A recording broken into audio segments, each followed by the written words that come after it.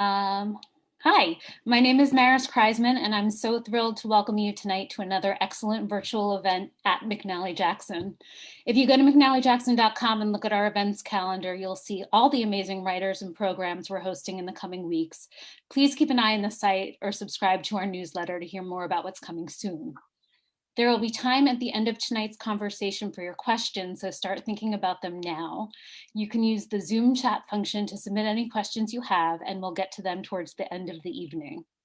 We're glad that even though we can't all be in the same room together right now, we're still able to host events during this difficult time.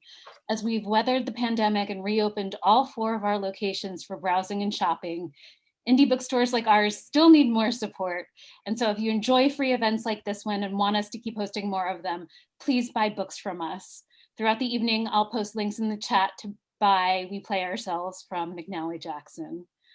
The New York Times says in a review of Jen Silverman's debut novel, We Play Ourselves, Silverman balances wit with earnestness, the laugh out loud moments highlighting the absurdity of writing, whether plays, films, or poetry, the genre she skewers most adroitly in a pitch perfect parody of an overhyped ingenue. So thrilled to welcome you tonight, Jen Silverman, who is a New York based writer and playwright. She's the author of the story collection, The Island Dwellers, which was longlisted for a Penn Robert W. Bingham Prize for debut fiction. Her plays have been produced across the country and internationally, and she also writes for television and film. And joining her tonight is Dana Delany, and here's a special bio she provided for tonight.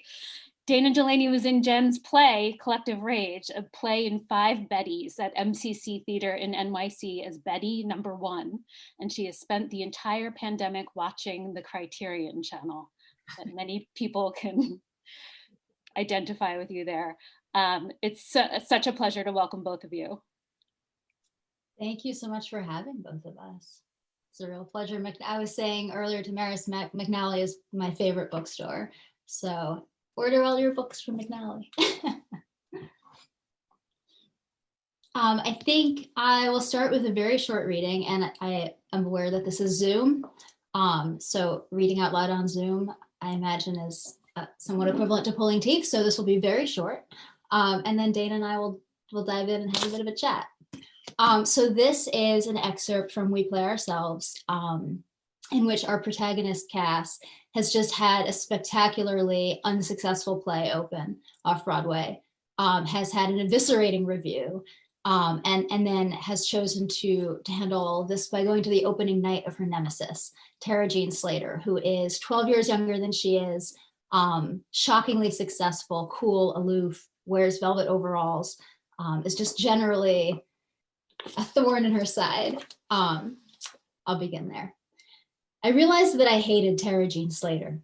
I realized that I wanted her dead, that if some hitman walked up to me right now, some total stranger who happened to be a Ukrainian hitman or maybe an Irish assassin, if that person approached me and said in his accent that was either Ukrainian or Irish, "I'll kill her for you, just say the word," I would say, "Do it." I would say, "Can you do it in the next 5 to 60 seconds?" I would say, "Money is no object. I'll take out a loan." What was more, I didn't like myself very much either. I wasn't sure when that transformation had occurred, but I now knew it to be true. And if that Ukrainian Irish hitman had been offered a sum to take me out as well, if he were to say, "By the way, you're next on the list, Missy," I wouldn't cry or run away. I would look him in the eyes and say what I said about Tara Jean Slater. Do it. I had another several drinks. Time passed, and Tara Jean Slater was holding court with a new knot of playwrights. As we approached, she was saying, "Wish they'd stop commissioning me. I mean, I appreciate it, but after about the 10th commission, it's like, how can I write this many plays?" So I told my agent we should start turning them down. I was like, "Where's the Geffen? It sounds far away. Let's turn it down." Tara Jean Slater shrugged, but we didn't turn it down. Right then, I felt the energy in the room shift. That tidal thing, that lunar pulling, I knew that shift. I'd been feeling it in my nightmares for weeks. All around me, I saw people's phone hands starting to twitch as the unobtrusive review checking began. The conversation continued with blithe determination, but people's eyes skated sideways and downward, pretending to each other that they were checking texts, making sure the babysitter hadn't left, and that their parents were in good health.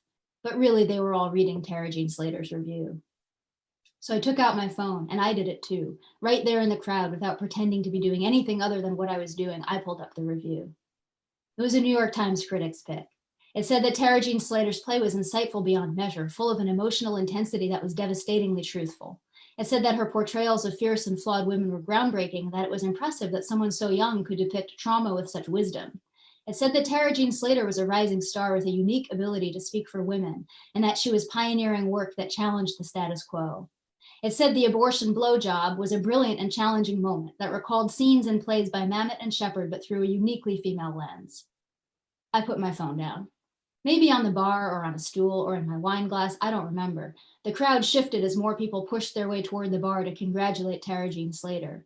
Across the room, our agent looked flushed and giddy. She was gesturing toward Tara Jean Slater with increasing excitement, declaiming, signaling. She could see Tara Jean Slater's future rolling out like a red carpet, and it looked welcoming. She had seen my future roll out the same way, but we had both stood and watched as it rolled itself back up just as neatly. This one wasn't going anywhere. That one was the right bet. I turned my head toward Tara Jean Slater as well. She was surprisingly close now, a foot away, being pushed toward me by a tide of bodies. I examined her like a scientist with a troubling specimen. I wanted to see for myself if fate had left a mark on her, a stamp or a fingerprint or birthmark of some kind. If you could see it and go, well, that's that, can't be helped. If that were the case, I thought woozily, I would accept it. I would let go of hatred. I would say Tara Jean Slater was born underneath a different star. But without some direct sign from fate, the crushing injustice of it all would kill me. I had been promised success. And now Tara Jean Slater was our generation's bravest and most authentic voice on the harsh truths of female sexuality. And Carter was our generation's foremost authority on the quiet suffering of masculinity. And who was I? I was nobody. I was 33. Fate hadn't marked me, but it had whispered in my ear. It had said, kidding. It had said, psych. It had said, Tara Jean Slater, you're up next. So where was her goddamn birthmark? A dusting of freckles, like someone blew a pixie stick of copper glitter across her nose and cheeks, down the white curve of the back of her neck, fine light hairs, almost invisible hairs that stirred under my breath. Tara Jean Slater turned her head. Hey, she said in that flat little voice, you're really close. I was trying to count the teeth inside her mouth. Maybe if I understood the sigils and I knew the numbers, the mathematics, or the intricate workings of Tara Jean Slater's relationship to fate, maybe I could replicate those exact calculations and trick the universe into thinking I was one of its own. Hey, Tara Jean Slater said louder, could you give me some room? She tried to step back. There was a wall of bodies behind her. She couldn't go anywhere. I studied her. Could I be Tara Jean Slater? I was a woman. That was a commonality. I wasn't straight, but I sometimes fucked men. What if I wrote about that? I will write about men, I said to the universe. I can do this. Give me a sign. Show me the sign you gave to Tara Jean Slater, and I will write epic, hyper-real American plays about tender men who have returned home from the war. I won't even complain about it. Just put your hand on me, fate. Reach down from this ceiling right now and anoint me the way you anointed her. Hey, Tara Jean Slater said. Her breath smelled like wine and crushed spices. What's your name? Could you please back up? Our faces were so close that her eyes looked like one giant copper eye. There were green flecks inside that copper eye. I took a step closer. Hey!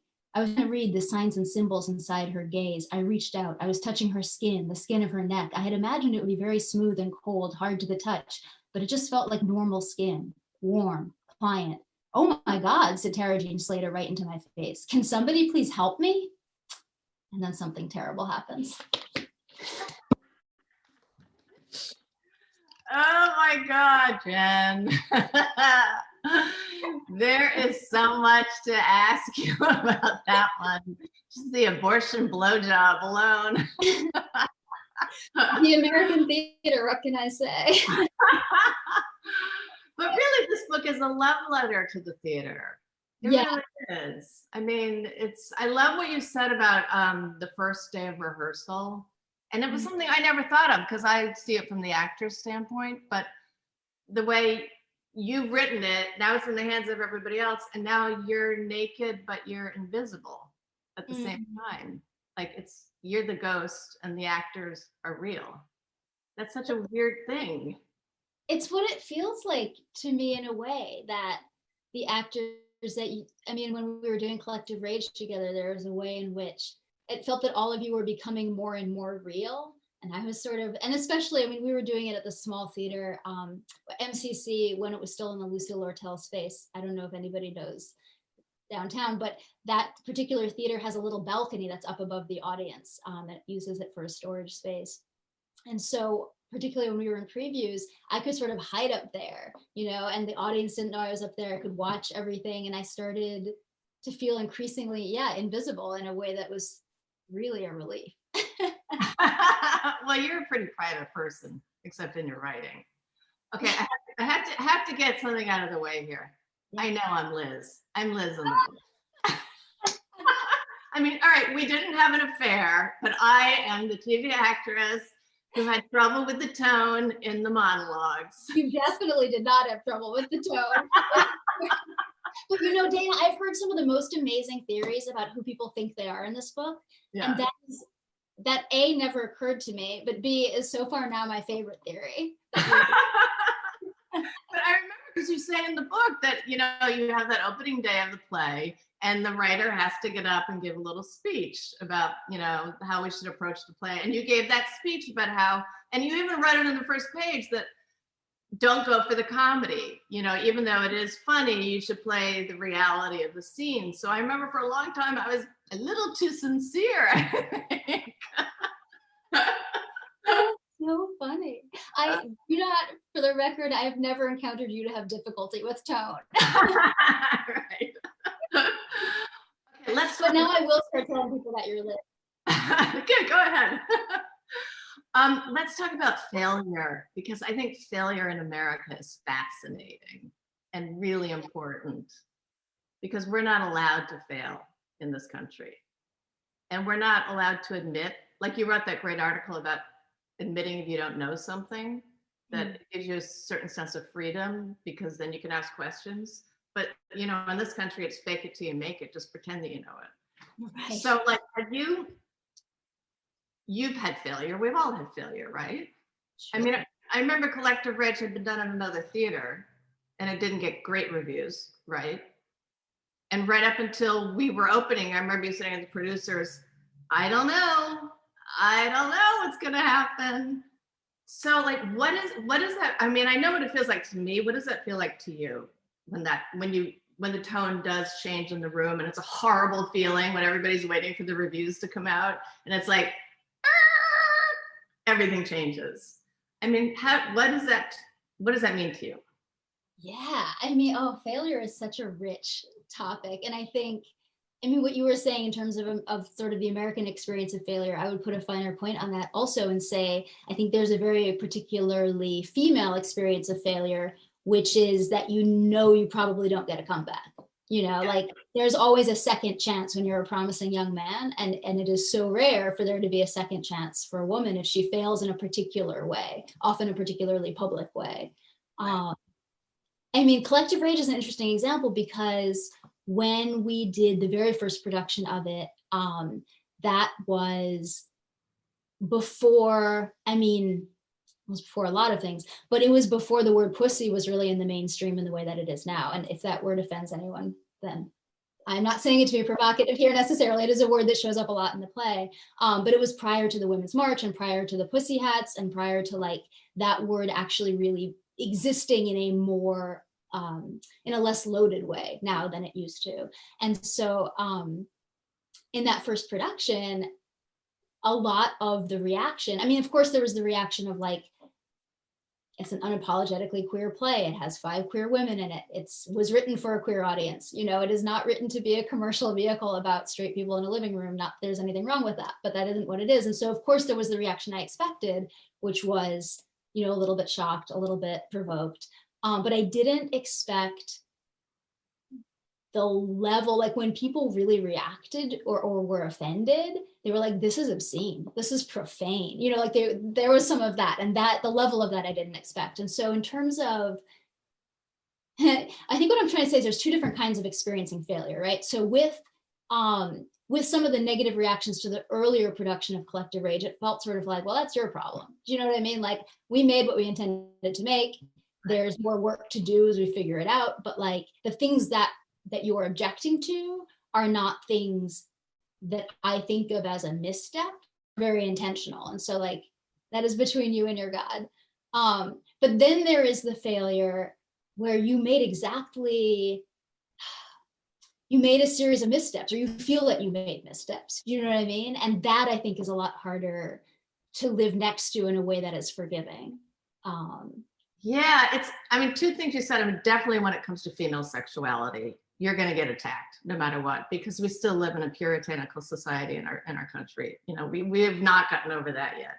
But also, it interests me that what if you do the thing that you believe in and you think you did a good job, and still nobody gets it? At what point does that matter? I mean, I remember as a young actor, like, you know, I wasn't getting good reactions. I'm thinking, maybe I'm really bad. Maybe I've been fooling myself. And I still get that. I mean, like in the last 10 years, I have moments I've said to a friend, was I bad in that? You know, where you just still have that feeling of, and does that matter? I don't know. I don't know. Do you not exist if you don't have success? Right. And what's so interesting also is that and maybe this is shifting, I don't know, but it feels like there is such a particular construction of what success is supposed to look like. And it becomes, if you start to buy into that construction, it becomes really hard to figure out for yourself what success feels like, you know? Right. I think I'm still figuring out what it feels like, because I think this is common to a lot of people. It's much easier to be hard on myself than it is to celebrate anything. And I have a very close friend who, like, when I finished the first draft of We Play Ourselves, you know, it was like, we have to celebrate, like, let's celebrate. And I was like, what do you mean? Like, there's another draft, there's some, you know, many more drafts. And then like, there's galleys, and then it comes out and maybe like nobody wants to read it. Like, what are we celebrating? You know, I think that is a really sad way to think about what it is to accomplish anything. You know what I mean? Like, you have to sort of celebrate the steps, or there has to be an idea of success folded into, I meant to do a thing and then I did it. And there will be more iterations ahead of learning how to do it well. But don't we have to, you know, celebrate what it is to get even a step farther than we got yesterday? Yeah. Do you think, you say this in the book, which I find fascinating, do you think success makes you evil? No. And you're like a living example of that.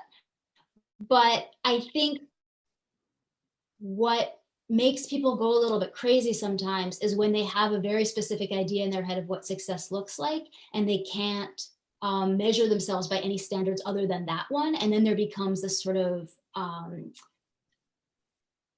hungry, devouring, ruthless plunge toward that thing, and like, you know, everyone else get out of that kind of thing. I don't even think of that as necessarily evil, but I think there's a certain kind of hunger that can invite. And I think sometimes hungry and ruthless people do. But you're describing an agent right there. Oh God. I hope none of my agents are on this right now.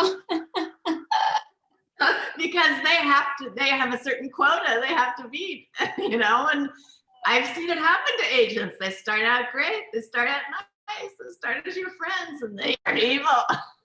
I mean, Dana, maybe we should unpack that, but it might be Okay, Tara Jean Slater. Love the name, first of all. Do you have a Tara Jean Slater in your life? Not at the moment, but I'm taking applications, so. I have a Tara Jean Slater in my life. And oh yes, I think everybody has a Tara Jean Slater. Yeah, that they think, why her? You know, why that person? And I don't think I'm giving anything away in the book, but I love where you get to in your relationship with Tara Jean Slater, that you can't dismiss her, you know, and I think that happens with a mature person, that you grow and you realize, yeah, I kind of like this person. I kind of get why everybody's reacting to her like that. Right. And it's that dichotomy that you have to hold within you. Yeah, you know, what I find really interesting in general are the moments, and in my own life as well, but the moments in which you think you know somebody, but really what you're doing is projecting onto them what you wish you were, or what you wish you had, or how you wish you navigated the world, and you're not seeing them at all. And then there are moments in which someone's sort of stunning humanity or stunning vulnerability just has to get through to you, and all of a sudden you actually have to see them instead of the version that you've constructed. And I think some of that is built into the sort of Cass Tara Jean Slater arc. Yeah, but I feel like Caroline in your book, she doesn't deserve that break. But she, for example, Caroline is the director in the book who's doing, and we find this out very early, so this isn't a spoiler for those who haven't finished it, but we find out very early that she's making sort of a documentary hybrid movie with a group of teenage girls. And then as the book goes, of course, there begin to be questions of like, where will she stop in the pursuit of success? And the answer, increasingly, it seems, is she will not stop. But the thing that I'm a little bit haunted by, and what fed that character, but also sort of what I think about a lot, is that, and Dana, we've talked about this before, but there is a way in which there's there's like an economic market that all of a sudden stories of women are sellable. People want stories of women, but like women who've been traumatized. So, okay, like female trauma, we'll buy those stories. We're interested in trauma. And like, and that is in some ways a step forward, because it used to be nobody wanted to hear about women, let alone female trauma. But now there is a marketing machine that wants to buy and sell those stories. And, Tara Jean Slater is a character who is writing those stories, but sort of can't help but write them. Like, she's just been so traumatized that like this trauma, the trauma and the success are feeding each other in a kind of like devouring loop, which Cass hates her for, but it's authentic. And then you have a character like Carolyn who understands very clearly what the economic machine is, what the calculus is. And she's like, well, if people want something, I'll give it to them. Why shouldn't I? Everybody else is doing it, but like, why shouldn't I be sort of nakedly ambitious? And there is a kind of honesty in that. Do you know what I mean? Like, Cass is so self-hating often and apologetic about wanting to be rich and famous and ambitious, but Carolyn just wants what she wants, and she'll stop at nothing to get it. Yeah, it's an interesting thing, because we are in that time in our culture where there's a lot of, I don't know what the word is. Part of me feels icky about it, because just because it's true, do we really need to hear it? I mean, does everything have to be shared? And I remember when the whole Me Too thing started, I started to write down all the instances in my life where I'd been, Me Too'd.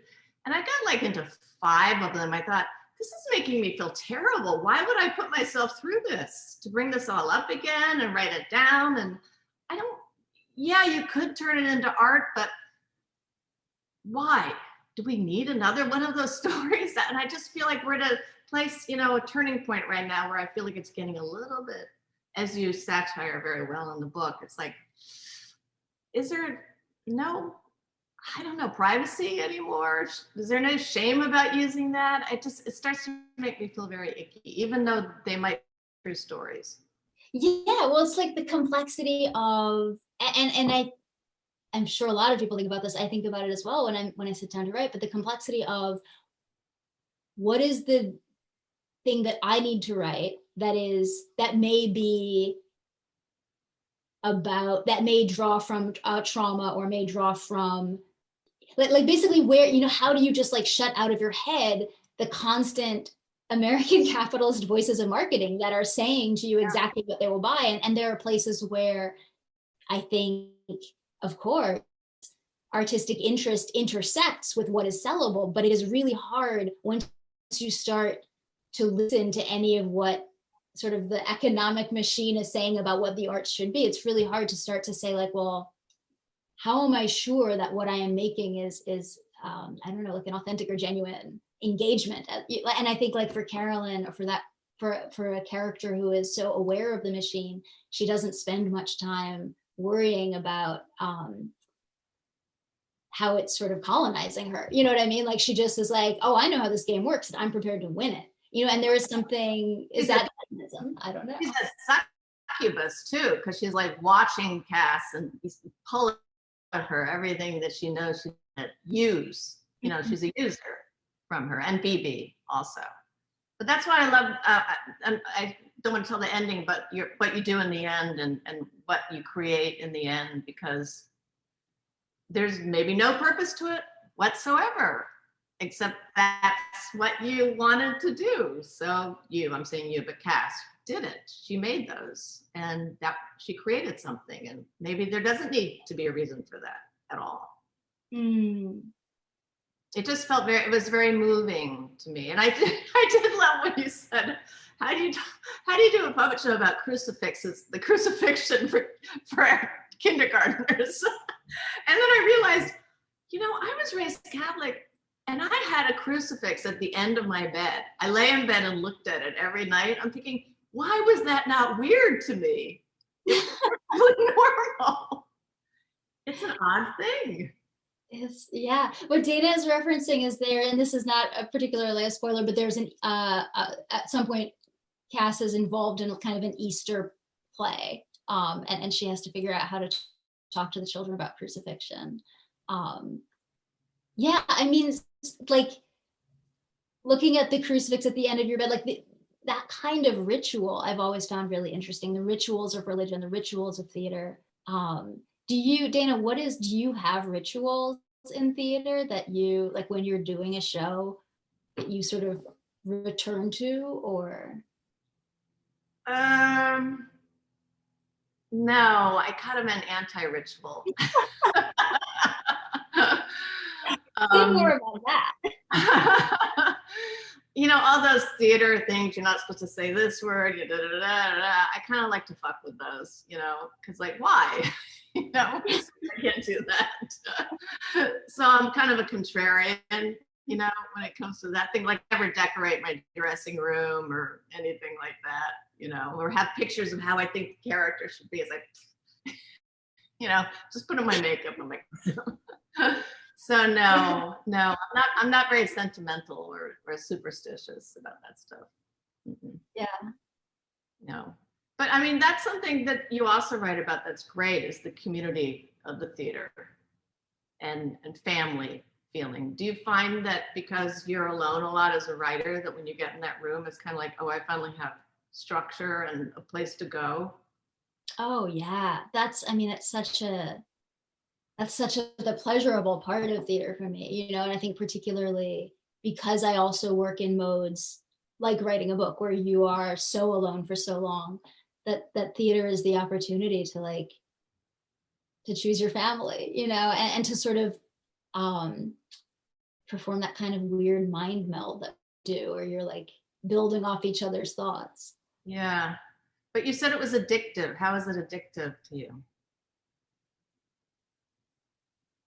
Is it not to you? Maybe it's not.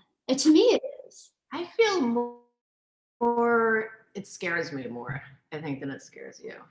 I feel like it tests me more. Yeah. I feel a little bit of a imposter in the theater, I guess. That everybody else is much, because I don't think of myself as a theatrical person. In fact, I try not to be theatrical. And I feel like the minute I get in a rehearsal room or on stage, I have to be theatrical. And I have to fight that fear of being theatrical.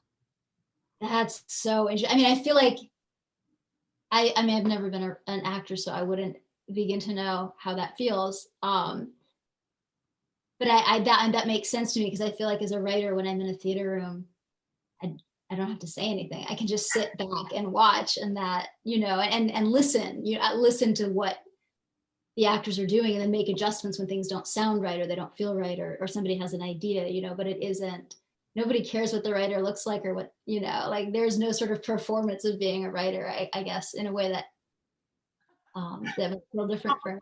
But the actors don't. I would have to tell everybody, when Jenna's in the audience and she's watching you rehearse, she's like this. She's like, you're watching and listening, and you're thinking, she hates me. She hates me. Every actor's going, oh, I fucked up. And you're probably thinking, what am I going to eat for lunch today? Exactly right. Like, how soon till I can have it to wine and go to bed? You're so quiet and still and listening that it's very intimidating. That's so funny. But when you're in a writer's room, like a TV room, though, do you feel like you have to perform there and come up with ideas and suggestions? In my first room, I definitely did, because I had never been in a writer's room before. I'd never written for TV. I was terrified. I felt like, even though the showrunner, Lauren Morelli, hired me knowing I was a playwright, I felt like I was going to be immediately unmasked as somebody who like grew up without a television and didn't know anything about TV. Like I walked in being like, I have to be really smart. I have to be really smart and really likable, or they're going to send me home. And then, like I realized pretty quickly that any group of writers is just another group of writers, you know what I mean? And particularly once, and people were so kind, like in explaining all of this TV jargon that I just didn't know what it meant, or like, I was like, well, how long does an episode need to be? Like, how many pages? Do you know what I mean? Like, and people were just like explaining to me basically like kindergarten TV writing. And once I realized that people were kind, and that like there is such a real thing of writers sort of helping each other and lifting each other up, then I stopped feeling like I had to, perform some kind of like engagement in a TV room. And I think I just got really quiet again and sat a lot, drew in the back of the room. Yeah, but Lauren created that atmosphere in that room, because not all TV writers' rooms are like that. She's the one who set the tone for that. Yeah, no, Lauren is an amazing leader.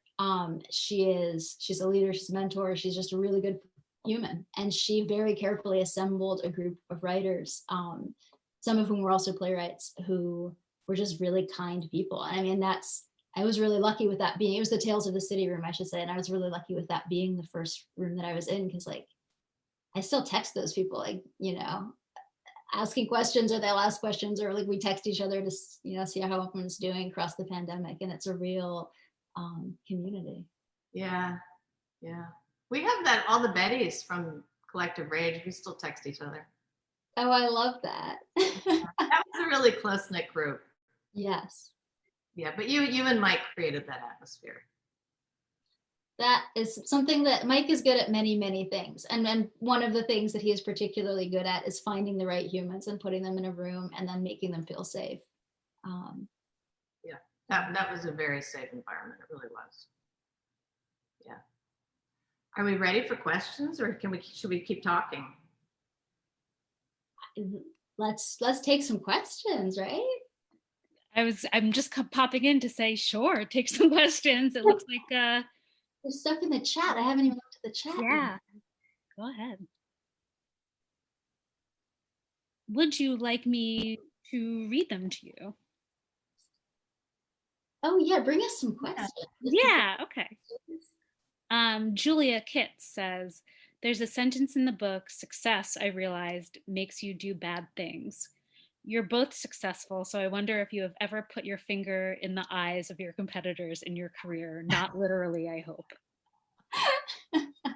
Not yet. No, I'm a big believer in karma and in lineage, I think, and I've benefited from a lot of writers being very kind to me. So I feel like the energy that one should put toward other writers should be kind. But I feel like everybody gets the right to like bitch to two people. You can bitch to your mom and your best friend, but otherwise, like, you shouldn't be talking shit about other writers in public. I'm not going to answer that. Beta, maybe you should. I do have one more question though for you, Jen, because you talk about it's a big question. Do you feel like playwriting, writing in general, do you think, because you have a lot of boxing themes and violence themes, do you think it's a way of beating back death? Ooh. I think for me, it's a way of constantly contending and coming to peace with the fact that I'm probably going to die. I don't feel like I'm beating it back in any way. But it feels, I don't know if this is quite an answer to your question, but I think you know this, Dana, because we've talked about it, but I have a bit of a fascination with people's letters and diaries. And I'm sort of constantly reading, like right now I'm reading Hemingway's letters, which are juicy. Like that guy got up to a lot of trouble. But it feels whenever I'm writing or whether I'm reading, it feels like a a continuum, a sort of reverse. It feels like a conversation happening in real time across space with no, like death doesn't mean anything. 40 years having passed doesn't mean anything. It's just, there's an immediacy. And so it keeps you present. Yeah, and it's maybe a vote of confidence in the future that somebody at some point would feel like I'm having a conversation with them, even if I am dead. Oh, that's cool. Yeah, because it will last. It will last. All right, good. Somebody else's question. Yeah, we have a question from Molly. When you are writing plays or books or otherwise, where does the story start, Jen? Does it come from the themes, or is there a story you need to get out on paper? It generally starts with character for me. There's usually a character that I need to follow, and often I need to follow them because they're exploring or living a question that feels central to my own existence. It's a question that I'm grappling with, and so following a character deeper into that question becomes the lens through which story is created for me, I guess. And Jen, to add to Molly's question, how do you know which medium a character belongs in? Do you know when you start? Sometimes, usually I have a strong impulse, and then sometimes I find that impulse to be wrong, and then I have to stop and sort of rethink. But a lot of what I'm learning, at least right now, is that the medium is about the kind of invitation that I want to extend to an audience. And I've become, over this pandemic, because theater, right, is shut down and we're all missing it so badly, I've become really interested in what kind of an invitation can only exist inside a theater. You know, like what are the ways in which an audience can only be, I don't know, like welcomed into a home inside a theater. Whereas when I think about like a long, deep, intimate, durational dive with a character, like that's probably a TV show. You know, you've got like 8 to 10 to however many episodes to really go deep with someone. Yeah, and whereas a novel is about a certain, like a novel is a kind of an intimacy where you are actually living inside someone else's thoughts, and it can be quiet and slow if it wants to be. It doesn't have to be necessarily event-based, right? Because you were just going deeper and deeper into someone. So those, I mean, now I'm just rambling, but those are sort of the things that I think about when I'm trying to decide what vessel to put a story inside. Great. Tyler says, as a writer, are you quote unquote done with a project once you've finished? Or do you ever wonder about taking work and repurposing or adapting it for another medium, whether that be stage to screen or novel or short story to a performative medium? Yeah, for sure, for sure.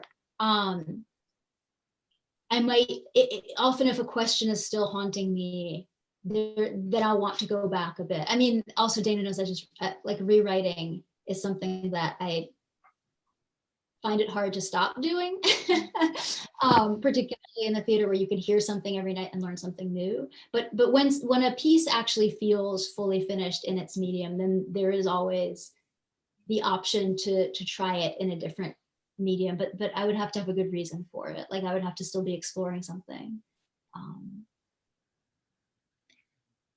I hope I'm pronouncing this right. I think Diana says, Jen, what scares you the most as a writer?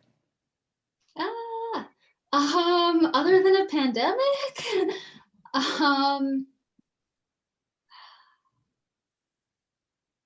here, I mean, this is sort of an oblique answer, but I don't have a better one at the moment exactly. I studied with the playwright Marcia Norman, and Marcia Norman talks about your stuff, right? Like every writer has their stuff. And when she talks about that, what she means is that you have your bag of obsessions, and that each project or each play that you do specifically for her is an opportunity to go deeper and deeper into your stuff, and that you may still be operating around the same themes, but you're with each play, you're getting to a place of depth and vulnerability and interrogation that you couldn't have gotten with the first 5. And I think my fear is to keep circling the same train and not go deeper. You know what I mean? I don't mind, like I don't want to repeat myself out of laziness or out of a fear of actually getting to the heart of something. Although I know sometimes it takes a few tries to break something open. Avi says, Jen, at what point in your life did you know you wanted to write? If you were not writing, what do you think you would be doing? I don't remember wanting to ever do anything other than writing. I think even when I was a kid, that was kind of all I wanted to do. But I have fantasies about becoming a tattoo artist. So if anybody is one and wants a partner, let me know. Macy says, how did you find or form your style of writing? The format and use of punctuation and capitalization is so informative as an actor and intriguing as a writer.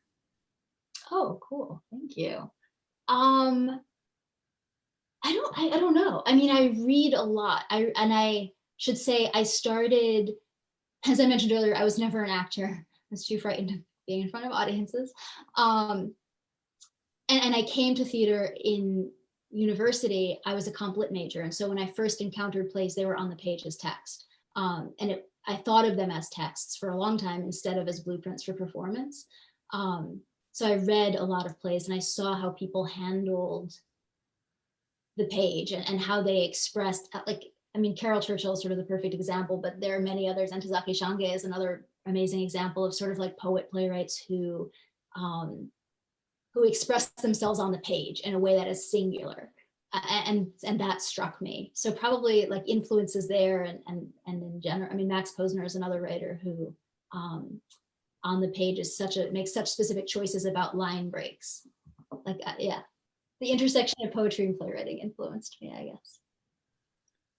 Alexis asks, is there a topic that you find too fragile to write about, Jen? There are a lot of topics that I don't know how to write about yet. Or things in my life that are raw that I don't know how to write about yet. But I don't know that I feel that anything is too fragile to write about, except perhaps other people's stories. I think that there is a careful ethical line, and I'm constantly trying to figure out that dance of what just isn't yours and can't be used, or what did you overhear and probably you can use it, you know? Here's a good one from Louisa. Jen, how do you get to the point in writing queer stories that you feel other people are ready for these narratives and you want people to hear them so it's possible to begin certain discourses? And Dana, it's a two-parter. What's your experience of bringing performances in queer texts like with the Five Bettys to the stage and opening them up to audiences for their interpretations? Dana, you go first. Well, I mean, I had a ball doing Collective Rage. I remember I told Jen this, when I read it, I was like halfway through and I already like emailed the director and said, yes, I'm in. I hadn't even finished it because she wrote about women the way that women don't get to be, you know, on stage.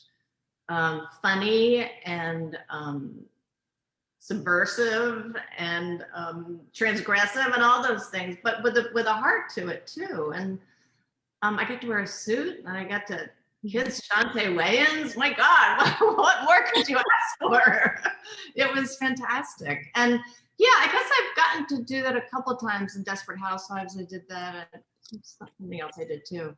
I just feel like it's really important that it's not glamorized, which is what often male writers tend to do.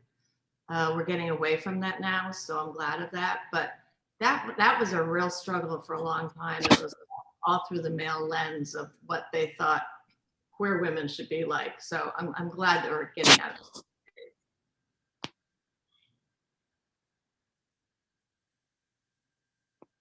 Remind me what my question was. Sorry. How do you get to the point in writing queer stories that you feel other people are ready for these narratives? I think I never know what anybody's ready for. I think when I'm ready to hear feedback and just to put the work in other bodies and other mouths and really listen to it with a remove that where I'm not trying to be precious, I'm not trying to preserve anything, then I'm ready to have the work be in the larger world and see what happens. And it's always a little bit terrifying. Why don't we end on this question, which is fun and helpful. Zoe says, as an up-and-coming screenwriter, Jen, what advice do you have for queering a writer's room? P.S. Sending love to you, Dana. For queering a writer's room, hire queer writers. That's a great way to start.